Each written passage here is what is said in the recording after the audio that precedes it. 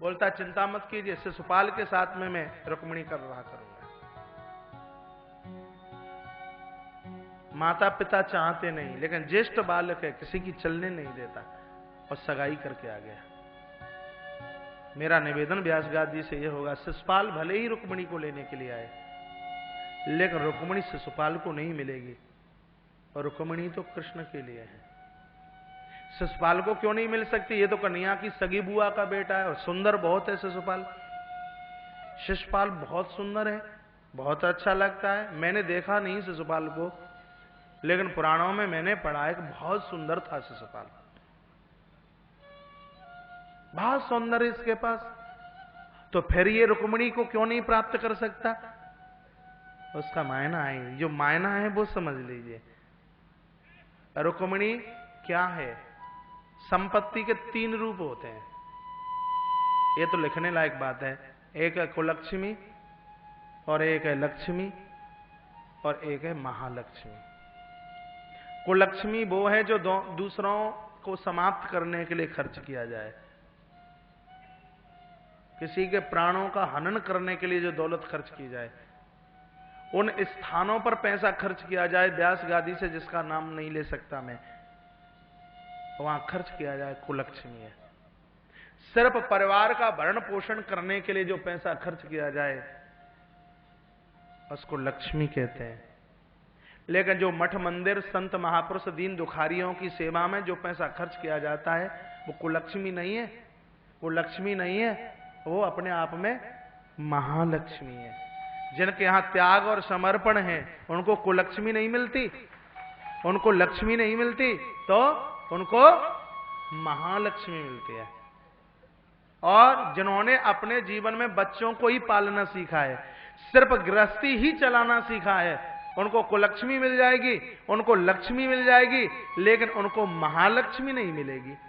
तो शिशुपाल कौन है? संस्कृत भाषा के माध्यम से समझिए। संस्कृत में शिशु कहते हैं बच्चे को, और पाल कहते हैं पालने वाले को। जिन्होंने अपनी जिंदगी में सिर्फ बच्चों को ही पालना सीखा है, इससे और बाहर तो उन्होंने कुछ देखा ही नहीं। समाज के ऐसे लोगों को शिशुपाल के नाम से जाना जाता है। जिनका जीवन अपने बच्चों के ही लिए है, उनको कुलक्ष्मी और उनको लक्ष्मी मिलेगी। इसलिए बंधुओ, शिशुपाल बन करके मत जीना है। जीना है तो अपने जीवन में अर्जुन बन करके जीना है। अर्जुन बन करके जियोगे तो द्रौपदी भी अपने आप में महालक्ष्मी है। आपके जीवन में महालक्ष्मी चल करके आएगी। धर्मराज युधिष्ठिर बन करके जीना, जिनको महालक्ष्मी मिलेगी।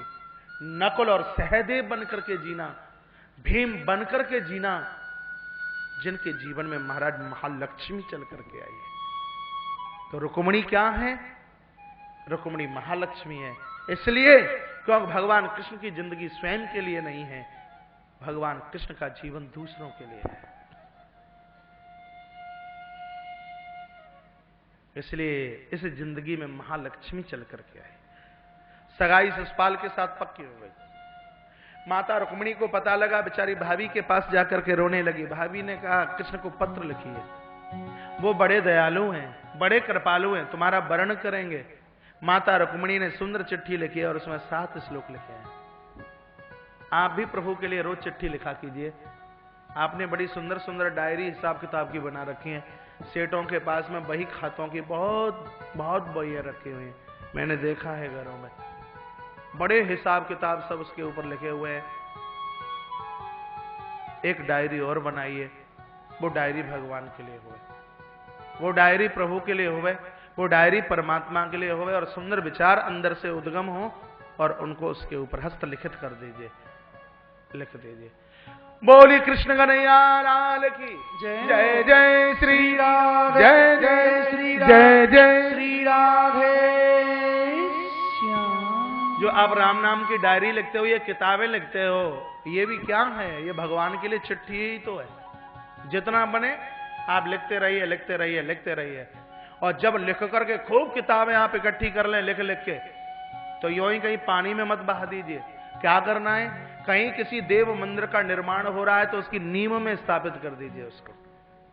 कहीं कोई देव मंदिर, कोई मंदिर बन रहा है, उसकी नींव में आप रख दीजिए। बहुत गहरी बात बता रहा हूं मैं। और यदि उस देव मंदिर की भावी नींव में आपके 1 लाख, 2 लाख, 1.25 लाख, 10 लाख या 50 लाख मंत्र हस्त लिखित और उस किताब के ऊपर लिख करके और किसी नीम की ईंट का काम कर रहे हैं, तो मुझे लगता है कि जो उस मंदिर में दर्शन करने के लिए आएगा, आपके 1 लाख और 50 लाख लिखे गए मंत्र आने वाले लोगों का महाराज वो कल्याण करेंगे। इससे बढ़कर और तुम्हारे लिए साधना क्या होगी? इससे बढ़कर और तुम्हारे लिए शक्ति क्या होगी? लिखिए, रोज लिखिए। जब करने में ज्यादा मन नहीं लगता तो लिखना शुरू कर दीजिए, और फिर लिखने में मन नहीं लगता तो फिर जब करना शुरू कर दीजिए। फालतू मत बैठिए। जो फालतू बैठते हैं उनमें डंडे पड़ते हैं, मालूम है आपको? जो भगवान के पालतू बनकर के जीते हैं, लोग उनको दुलार करते हैं। देखा, एक श्वान दरवाजे दरवाजे पर मुंह मारता है, लोग डंडे उठा उठा करके महाराज उसको मारते हैं, क्योंकि वो फालतू है। लेकिन जब कोई एक श्वान ऐसा भी आ गया जिसके गले में पट्टा बना हुआ है और कोई लाठी लेके चलता है, तो बूढ़े दादा बोलते हैं उसको मत मारना, क्योंकि ये पालतू है। पहचान क्या है? गले में पट्टा है। निवेदन यही करना चाहूंगा, परमात्मा के नाम का पट्टा जिनके कंठ में बंधा हुआ है, तो महाराज दुनिया के लोग लाठियां नहीं मारेंगे, तुम्हारे ऊपर दुलार करेंगे। इसलिए ईश्वर के पालतू बनकर के जीना, फालतू बनकर के जीना नहीं है। फालतू दिमाग तो शैतान का घर है। कोई कुछ काम धाम नहीं है तो सहेली के यहां मत जाइए। घर में बहू आ गई और बहू ने काम धाम संभाल लिया है, घर में मन नहीं लगता, चलो चलते हैं सहेली के पास। आजा, क्या काम में लगी रहती है, अपना तो चौपट करा के आ गई है, बारी तेरी है। प्रभु का नाम लीजिए, मठ जाइए, मंदिर जाइए, प्रभु के नाम की माला जपिए। फालतू की व्यर्थ की बातें मत कीजिए, कहीं की कोई चुगली मत कीजिए। जी वहां ये हुआ, वहां ये हुआ, फला हुआ, ठिकाना हुआ। पूरी दुनिया की रामायण क्या माताओं के पास में ही है? अपने काम से काम रखिए, फालतू की व्यर्थ की बात नहीं, क्योंकि शब्द ब्रह्म है। शब्द कभी समाप्त नहीं होता। गीता का वाक्य आज तक समाप्त नहीं हुआ, तो आपकी बड़बोली बुरी हुई बात समाप्त कैसे हो जाएगी? हम कोई गलत खराब शब्द बोल करके इस प्रकृति को दूषित नहीं करें। उसके लिए बढ़िया बोले, बढ़िया लिखे, बढ़िया सुने, बढ़िया कहें। आइए, माता ने 7 श्लोक लिखे और 7 श्लोक गजब के हैं। 7 श्लोकों के ऊपर 7 दिन की भागवत की कथा हो जाए और फिर भी प्रसंग पूरा ना हो। श्रुत्वा गुणान भुवन सुंदर सन्नुतामते रुक्मिण्युवाच शब्द लिखा है। संबोधन माता रुक्मिणी का है। श्रुत्वा गुणान भुवन सुंदर सन्नुतामते निर्विश्य कर्ण विवरोई हरतोंगतापम रूपम दृशाम दृश्यमताभिखिलार्थलापम त्वयच्युता विशत चित्रम पत्रपम में। हे भुवन श्याम सुंदर, जब से हमने तुम्हारा नाम सुना तब से हम तो तुम्हारे ही हो गए। मन में ये विचार किया कि लिख तो दिया, लेकिन प्रभु सोचेंगे कि इसको हम जानते तो है ही नहीं, तो इसने चिट्ठी कैसे लिखी? लिखी हुई बात को काटना नहीं है, नहीं तो प्रभु ये भी तो समझ लेंगे इसको तो चिट्ठी भी लिखना नहीं आता, इसके साथ विवाह कैसे किया जाए। लिखी हुई पत्र में लिखी हुई बात काटिए मत, और जो वाक्य एक बार लिख दिया है उसको बार बार मत लिखिए। नहीं पिताजी मैं ठीक हूं, पिताजी घी भेज दीजिए, पिताजी मम्मी ठीक है क्या, पिताजी भैया के क्या हाल है, पिताजी अब 6 दिन की छुट्टी हो रही है, पिताजी मैं आ जाऊं क्या, पिताजी इतनी छुट्टी पर आ रहा हूं, और पिताजी ये बताइए तुम्हारा स्वास्थ्य कैसा है, और पिताजी बताइए बुआ का बेटा आया है कि नहीं, पिताजी बताइए बड़ी दीदी आई है कि नहीं। हर सांस सांस में पिताजी, हर बात को दोहराइए मत।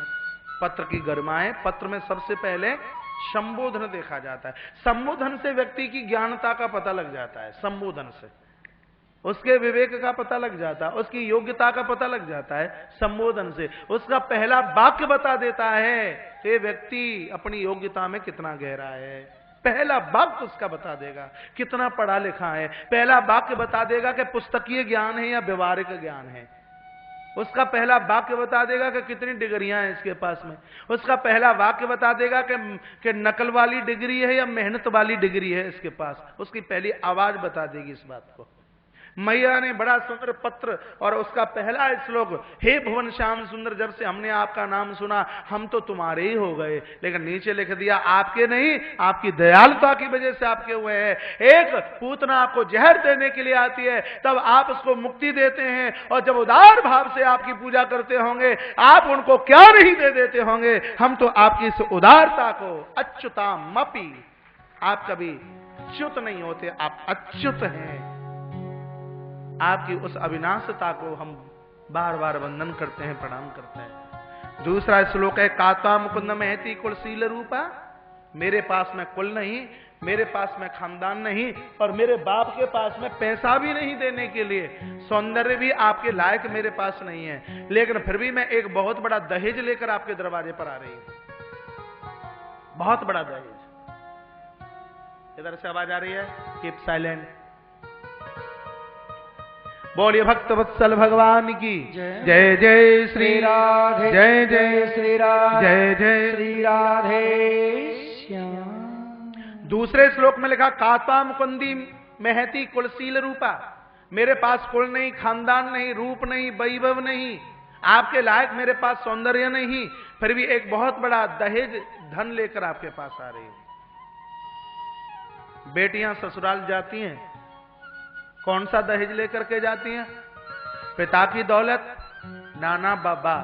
तो बेटियों के पास में असली दहेज क्या है? विवाह से पूर्व जितना भी सत्कर्म भजन पूजा पाठ करती हैं, वो पूरा का पूरा उसके घर और वर को लगता है, पूरा का पूरा। जो बेटियां खूब भजन यजन करती हैं, सत्कर्म करती हैं, अपने आप को प्रभु से जोड़ करके महाराज रखती हैं, उनको बहुत बढ़िया घर मिलता है, उनको बहुत बढ़िया वर मिलता है। भागवताकार वर्णन कर रहे हैं। माता रुक्मिणी ने कहा, मेरे पिता ने मुझे जेब खर्च के लिए जो पैसा दिया, उसको मैंने अपने प्रयोग में नहीं लिया, उससे मैंने मठ मंदिरों का निर्माण कराया, उससे मैंने संत महापुरुषों की सेवा की है, नलकूप मैंने लगवाए। हे नाथ, उसका किंचित मात्र यदि मुझे पुण्य मिल रहा है, तो उस पुण्य रूपी दहेज को लेकर के मैं तुम्हारे दरवाजे पर चल करके आ रही हूं, माता रुक्मिणी ने बोल दिया। और तत्पश्चात नीचे का श्लोक है, तन्मे भवान खड़ु व्रत पतिरंगा। भगवान आप, हे परमात्मा, ये शिकार शेर की है, लेकिन एक गीदड़ लेने के लिए आ रहा है, जो सिर्फ अपने परिवार को पालने में लगे हुए हैं। माता रुक्मिणी उनको गीदड़ शब्द बोलती है भागवत में। शिशुपाल को गीदड़ कह दिया, मुझे एक गीदड़ लेने के लिए आ रहा है, लेकिन ये शिकार तो शेर की है, सिंह की है। आप अपनी शिकार को चूक मत जाना, प्रभु पधारना, पूरा रास्ता लिख दिया, ऐसे ऐसे आना, आगे चौराया मिलेगा, वहां एक एक सब बट वृक्ष होगा, बाएं हाथ पर मुड़ना, आगे जाओगे बड़ी इमारत होगी, फिर ऐसे मुड़ लेना, आगे जाओगे पीपल का पेड़ होगा, फिर यूं मुड़ लेना, फिर एक कोने पर कदम का वृक्ष होगा, यूं मुड़ना, एक तुलसी का बगीचा होगा, फिर आगे की तरफ जाओगे तो वहां आंवला का पेड़ शोभा प्राप्त कर रहा होगा, और ऊपर जाओगे वहां एक पीली ध्वजा ऊंची लगी होगी, बस वो ही रुक्मिणी का घर है। ऐसे ऐसे चल करके आ जाना, पूरा का पूरा पत्र में लिख दिया है। रुक्मिणी भक्ति है, और भक्ति का घर कैसे मिले ये सब मैंने संकेत कर दिए हैं सारे में। ये कोई वैसे ही नहीं बोल दिया कि आगे का चौराया और वहां पीपल का पेड़, वहां कदम का पेड़, और वहां ये और ये वो, इन सब का मायना है। मेरे हर बात में कोई न कोई अर्थ है, बिना अर्थ के ये व्यास गादी का कोई वाक्य ही नहीं हो सकता। पधारिए आप, आपका स्वागत है, आप पधारिए। पुराणाकार वर्णन करना चाहते हैं, चिट्ठी लिखी है, पालीवाल नाम के ब्राह्मण को बुलाया और ब्राह्मण चल पड़ा चिट्ठी लेकर के, द्वारका पहुंचा। भगवान ने विप्र का स्वागत सम्मान, बैठने के लिए आसन, कहा, आगंतुक महान भाव, आपके श्री चरणों में इस द्वारका नाथ का पहले तो प्रणाम सह स्वीकार कीजिए, और हे विप्रराज बताइए कैसे आना हुआ। चिट्ठी दे दी, चिट्ठी पढ़ी है, देर नहीं लगाई, प्रभु ने अपने दारुक नाम के सारथी से कहा। भगवान का सारथी कौन है? दारुक। दारुक नाम के सारथी से कहा, देरी नहीं, शीघ्र ही कुंदनपुर जाना है, रथ तैयार कीजिए। स्वामी का आदेश, रथ तैयार, और टप टपाहट की आवाज करता हुआ रथ चला। बलराम जी रास्ते में आ गए। बलराम ने देखो, लाला कन्हैया, मैं ब्याह में हूं, इतनी जोर से ना सजो है तो जितना आज सजो है, कहां जा रहे हो? शर्म लगती है, कैसे बोल दें? दुल्हा बन करके ससुराल जा रहे हैं, शर्म लगती है, मर्यादा है, और ये मर्यादा होनी चाहिए। यही लगे सही में भाई भाई बैठे, यही लगे कि बाप बेटे बैठे, सही में यही लगे कि पिता और बेटी बैठे। लेकिन आज वो संस्कृति और सभ्यता खत्म हो गई। मैंने देखा है टीवी के सामने वहीं पिता और वहीं बेटी, वहीं पुत्र, पता ही नहीं लगता कि बाप बेटे बैठे हैं, पता ही नहीं लगता। मान मर्यादाओं को जब हम संभालोगे तभी तो मान मर्यादाएं हमें संभालोगे। चल बैठ जाओ। बोलिए भक्त वत्सल भगवान की, कृष्ण कन्हैया लाल की जय। जय जय श्री राधे, जय जय श्री राधे, जय जय श्री राधे श्याम। आइए वहीं प्रसंग में चल करके आ जाइए। श्री बलराम जी ने कहा लाला कन्हैया स्वयंवर बहुत बड़ा है, आगे तू चल, पीछे से मैं आता हूं। बलराम जी ने अपनी सेना को तैयार किया और उधर से शिशुपाल की बारात बैंड बाजे के साथ में चल करके आ रही है। नगाड़े बज रहे थे, सब नाच रहे थे,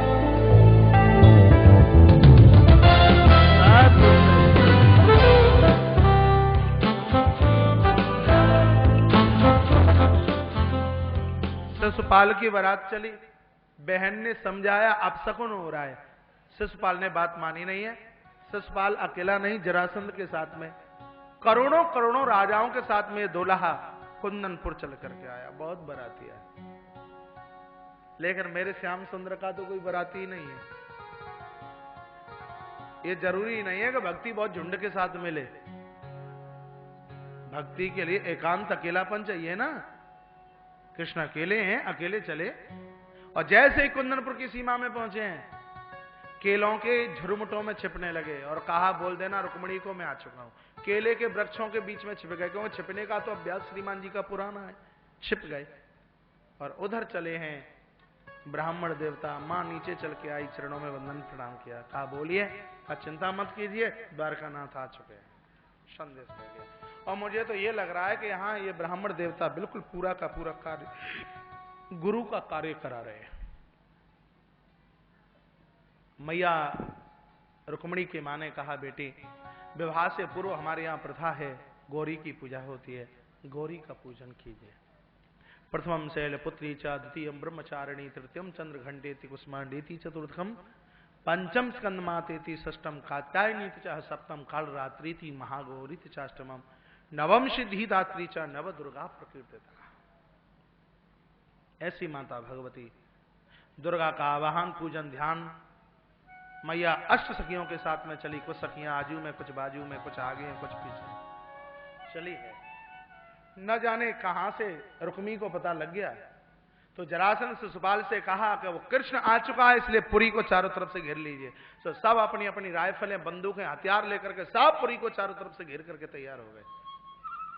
भगवान कृष्ण कहते हैं भले भले आदमी, तुझे ये नहीं पता, इतनी चौकीदारी और इतनी तेरी पहरेदारी, तुझे ये नहीं पता कि बढ़िया पक्का चोर तो वो है जो भरी व्यवस्था में से चोरी करके बता दे। बढ़िया बड़ा चोर तो वो है, तो ये नहीं पता कि जन्म हुआ चोरी चोरी के साथ, बड़ा हुआ चोरी चोरी के साथ।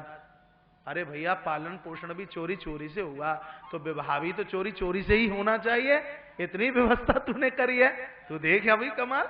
और इधर माता चली है और ऊपर के शिखर पर पहुंची है, फूल माला चढ़ाई, हाथ जोड़ करके कहा हे माता भगवती, यदि भगवान श्याम सुंदर नहीं मिले तो तेरे चरणों की सौगंध मस्तक तेरे दरबार में मैं पटक पटक करके अपने जीवन को छोड़ दूंगी, किसी और के साथ में विवाह नहीं करूंगी। आइए, मां की आवाज है, मां की स्तुति है, मां की प्रार्थना है। मैं तेरी हो गई समरिया, तेरी हो गई। मैंने छोड़ दिया घर द्वार, मैंने छोड़ दिया परिवार। बाहर से न बोले, अंदर से बोले। अंदर की आवाज सही में कृष्ण को पुकारे और कहे हम तेरे हैं, हम तेरे, हम तेरे हो गए प्रभु, हम तेरे हैं। हाथ उठाइए पीछे तक।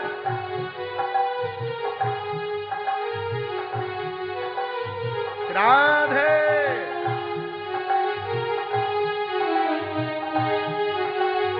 नीरज बाबू,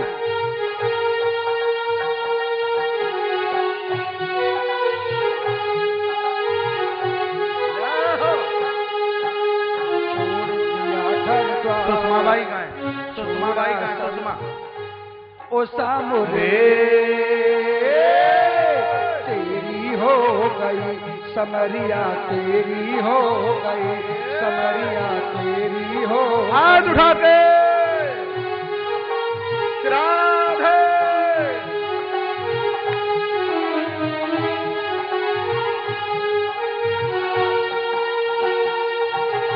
जय।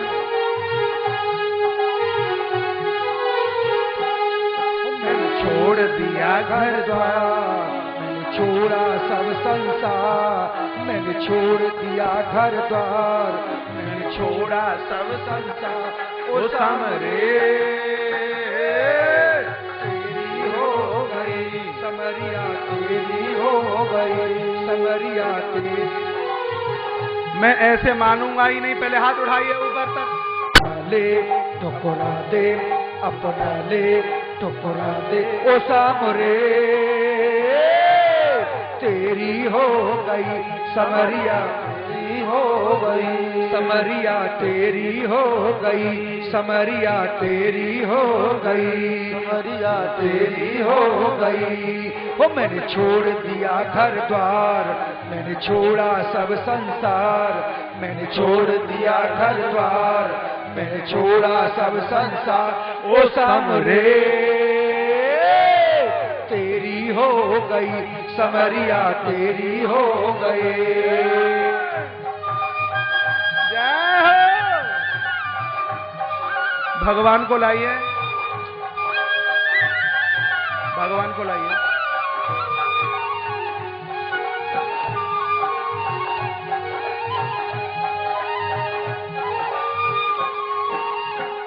तेरे बिन रह न सकूंगी, जहर ये पी न सकूंगी, तेरे बिन रह न सकूंगी, जहर ये पी न सकूंगी, तेरे बिन रह न सकूंगी, जहर ये पी न सकूंगी, तेरे बिन रह न सकूंगी, जहर ये पी न सकूंगी। मन के मंदिर में तू है, तेरे सपनों में खो गई, तेरे सपनों में खो गई।